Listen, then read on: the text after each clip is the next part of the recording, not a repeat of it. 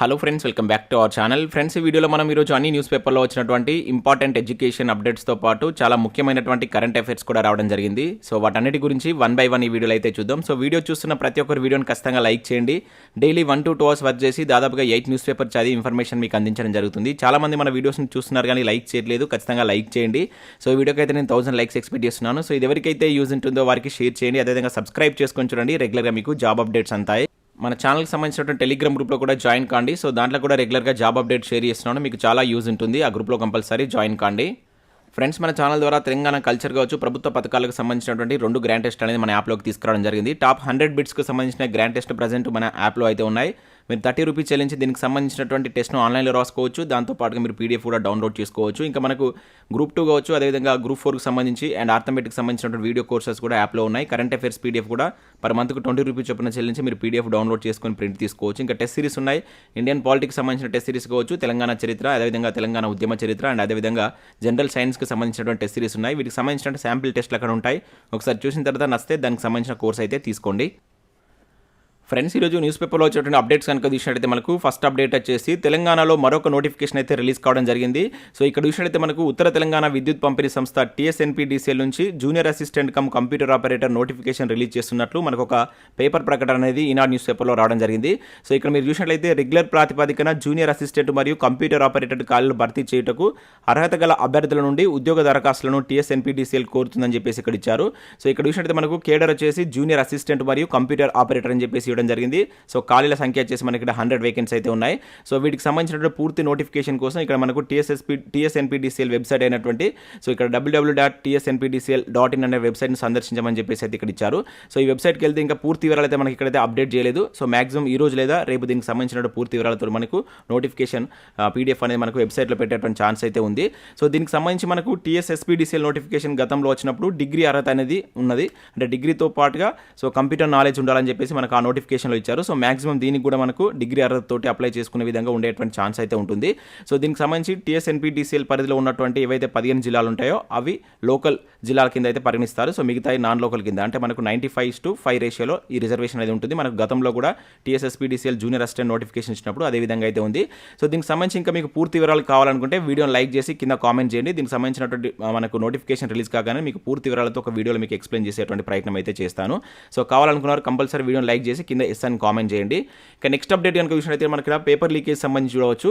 So ఈనాడు news పేపర్లో వచ్చినటువంటి article ఇది. సో ప్రశ్నపత్రాల లీకేజ్పై రంగంలోకి ఈడీ అని చెప్పేసి ఒక న్యూస్ అయితే రావడం జరిగింది. నేడు కేసు నమోదు, నిందితులను విచారించే అవకాశం, ఆర్థిక లావాదేవీలపై నజర్, సో డేటా చౌర్యం పైన ECIR నమోదు అని చెప్పేసి ఇక్కడ ఒక అప్డేట్ అయితే రావడం జరిగింది. సో ఇక్కడ ఇన్ఫర్మేషన్ కనుక చూసినట్లయితే మనకు సంచలనం సృష్టిస్తున్నటువంటి TSSP ప్రశ్నపత్రాల లీకేజ్ కేసు మరో మలుపు తిరగనుంది.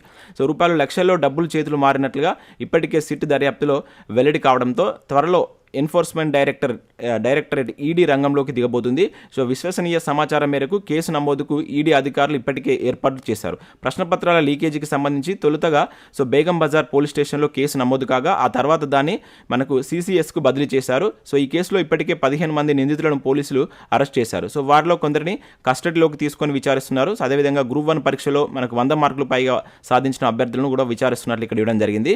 సో దాంతోపాటు ఇక్కడ చూసినట్లయితే మనకు షమీం నివాసంలో గ్రూప్ 1 మాస్టర్ పత్రం అంటూ కూడా చూడవచ్చు. అదేవిధంగా అనుమానాస్పద లావాదేవీలపైన కన్ను అని చెప్పేసి కూడా మనకు ఈనాడు న్యూస్ పేపర్లో ఇచ్చారు. దీనికి సంబంధించి మరొక న్యూస్ కూడా ఇక్కడ మనకు వెలుగు న్యూస్ పేపర్లో చూడవచ్చు. సో నిందితుల చేతికి మాస్టర్ క్వశ్చన్ పేపర్ అని చెప్పేసి ఇక్కడ ఇవ్వడం జరిగింది.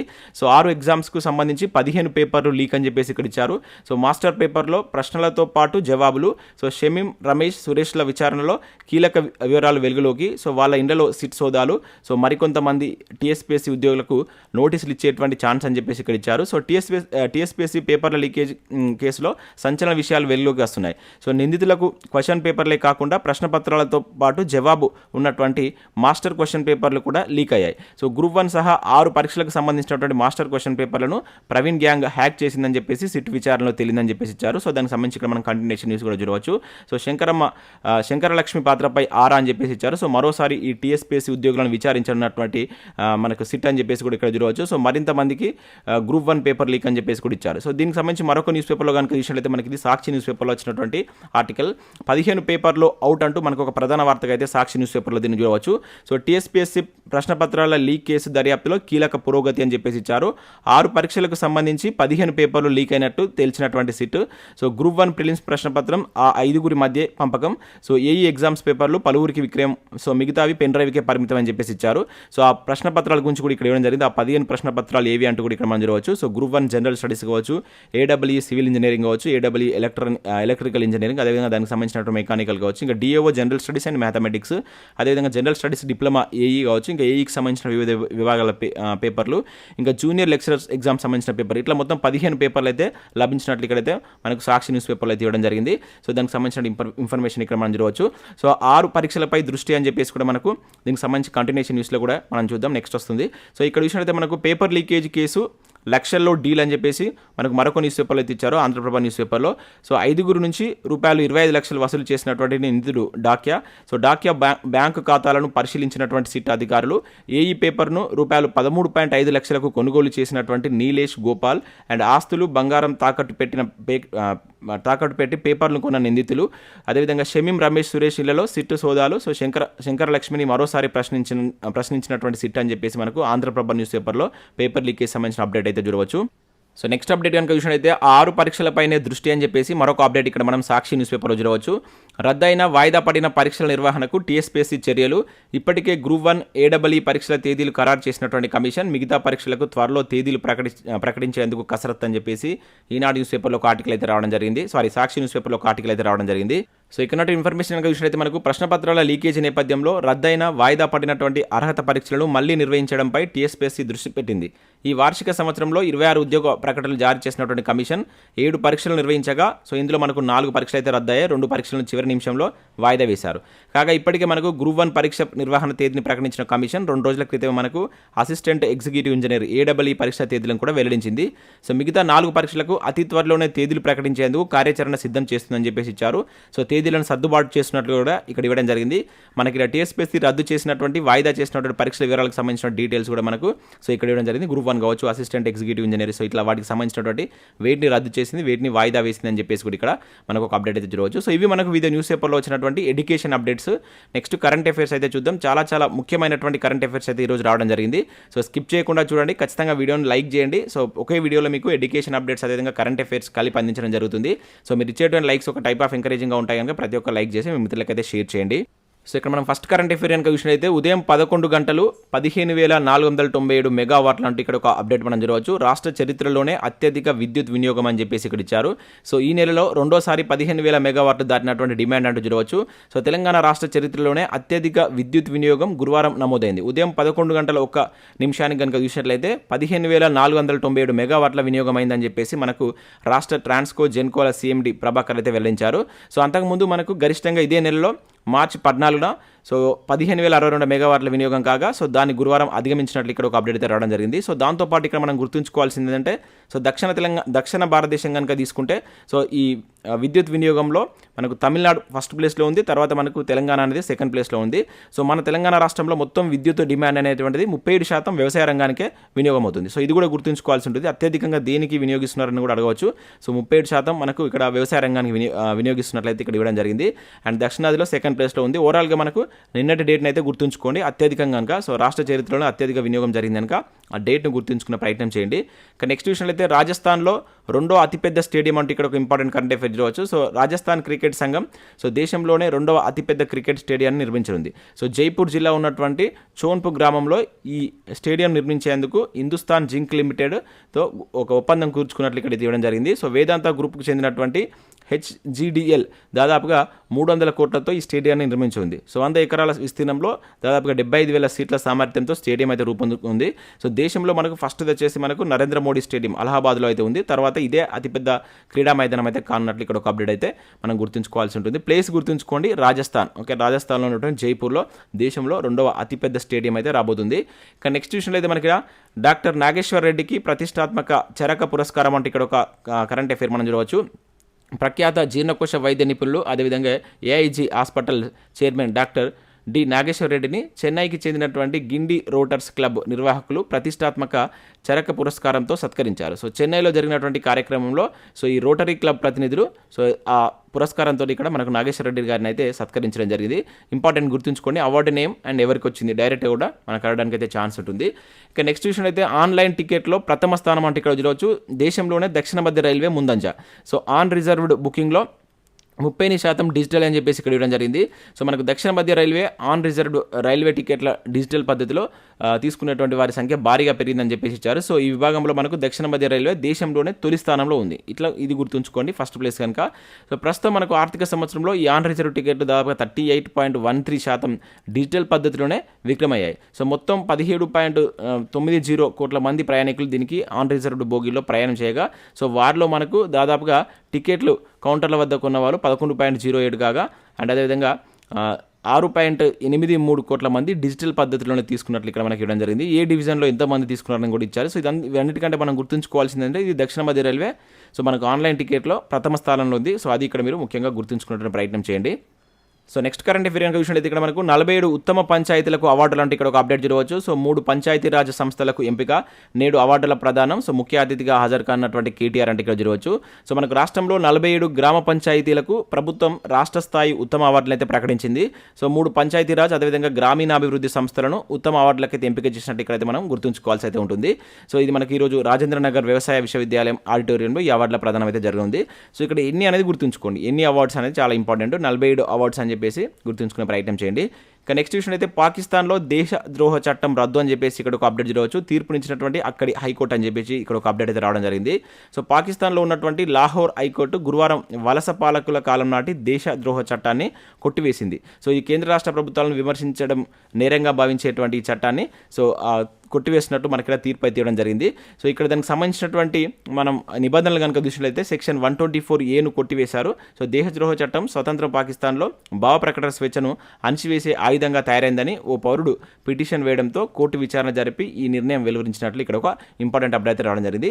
సో ఇది ప్రజెంట్ మన దేశంలో ఈ చట్టం అమల్లో ఉందా లేదని కింద కామెంట్ చేయండి. ఉంటే ఏ ఆర్టికల్లో ఉంది. సో దీనికి సంబంధించి మనకు ఆల్రెడీ ఎస్ఐ ప్రిలిమ్స్ ఎగ్జామ్లో కూడా ఒక బిట్ ఇచ్చింది మన దగ్గర ఎగ్జామ్ జరిగినప్పుడు. సో అది ఏ ఆర్టికల్లో ఉంటుంది అనేది కూడా కింద కామెంట్ చేసేటువంటి ప్రయత్నం చేయండి. సో నెక్స్ట్ కరెంట్ అఫేర్ ఇక్కడ చూసినట్టు మనకు విదేశీ పెట్టుబడుల్లో 7వ ప్లేస్లో తెలంగాణ అంటే ఇక్కడ చూడవచ్చు. లోక్సభకు వివరాలు వెల్లడించినటువంటి కేంద్రం అని చెప్పేసి ఇచ్చారు.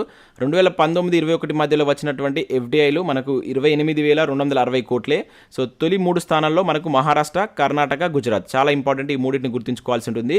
చిన్న రాష్ట్రం హర్యానాలోనూ ఎక్కువ ఎఫ్డిఐలు. సో ఇక్కడ పొల్యూటెడ్ సిటీ ఢిల్లీలోను కూడా భారీగా ఇన్వెస్టర్లు అని చెప్పేసి ఇక్కడ ఇచ్చారు.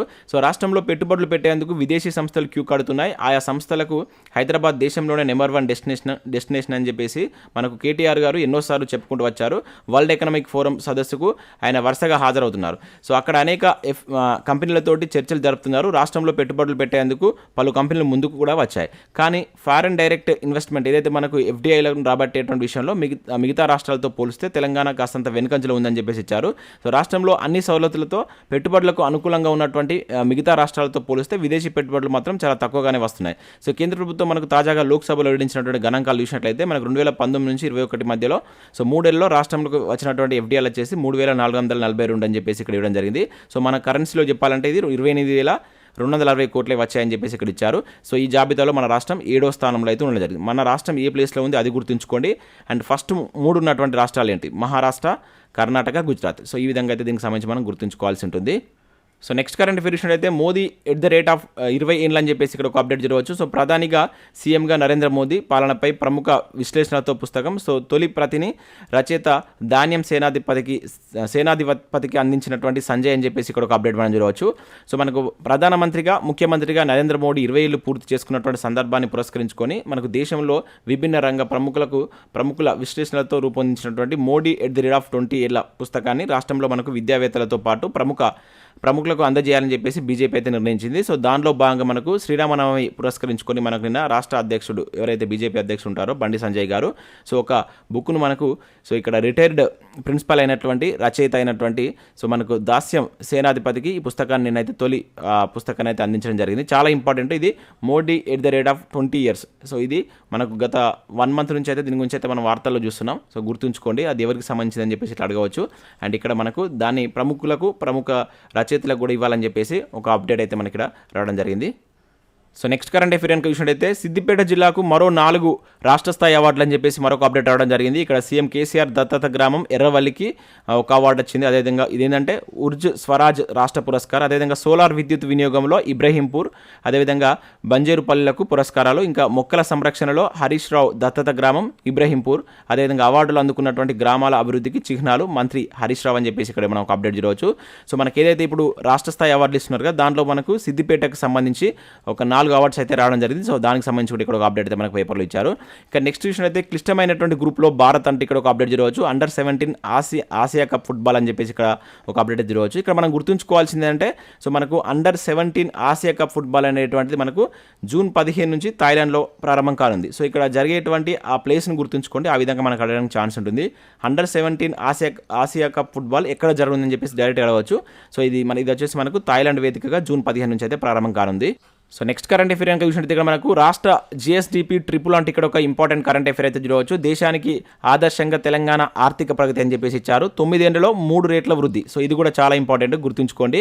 అదేవిధంగా ఇక్కడ చూసినట్టు మనకు రూపాయలు 12,93,469 కోట్లుగా నమోదు. అంటే మనకు 2022-23కు సంబంధించినటువంటి జిఎస్డిపి. సో దానికి సంబంధించి ఇక్కడ మనకు తలసరి ఆదాయంలోనూ తెలంగాణ నెంబర్ 1 అని చెప్పేసి ఇక్కడ జరిగింది. వాటికి సంబంధించిన ఇన్ఫర్మేషన్ కూడా ఇక్కడ మనం చూడవచ్చు. సో ముఖ్యంగా ఇక్కడ మనకు జిఎస్డిపిలో ఎంత శాతం వృద్ధి వచ్చిందంటే 186% అయితే రావడం జరిగింది. సో దీన్ని గుర్తుంచుకోండి. దేశ జీడిపిలో మన వాటా ఎంత అంటే 4.7% అనమాట. చాలా చాలా ఇంపార్టెంట్, ఇది మనం గుర్తుంచుకోవాల్సి అయితే ఉంటుంది. ఇక్కడ మనం చూసినట్లయితే 2013-14 నుంచి స్టార్ట్ చేస్తే 2022-23 వరకు సో తెలంగాణ జిఎస్డిపి ఏ విధంగా ఉంది, దేశ జీడిపి అనేది ఏ విధంగా ఉంది, దానిలో మన జీడిపి వాటా ఎంత అనేది కూడా ఇక్కడ మనం గుర్తుంచుకోవాల్సి అయితే ఉంటుంది. ఎంతవరకు వృద్ధి చెందింది అని చెప్పేసి కూడా అడగడానికి ఛాన్స్ అయితే ఉంటుంది. ఇక్కడ మనకు 186% అని చెప్పేసి గుర్తుంచుకోండి. సో ఇక్కడ మనం 2013-14తో కంపేర్ చేసినప్పుడు 2022-23లో చూసినట్లయితే మనకు 4.7, ఇక్కడ 4.0 ఉండేది, ఇక్కడ వచ్చే వరకు 4.7. ఇది ఇంపార్టెంట్, మనం గుర్తుంచుకోవాల్సినటువంటి ఫిగర్ అనమాట. సో ఇది మనకు రాష్ట్ర జిఎస్డిపిలో పెరుగుదల అని చెప్పేసి మనకు నమస్తే తెలంగాణలో ఒక ఆర్టికల్ అయితే రావడం జరిగింది. సో ఇవి మనకు వివిధ న్యూస్ పేపర్లో వచ్చినటువంటి ముఖ్యమైనటువంటి ఎడ్యుకేషన్ అప్డేట్స్, అదేవిధంగా కరెంట్ అఫైర్స్. సో వీడియో నచ్చినట్లయితే లైక్ చేసి మీ మిత్రులకైతే షేర్ చేయండి. Thanks for watching. Thank you everyone.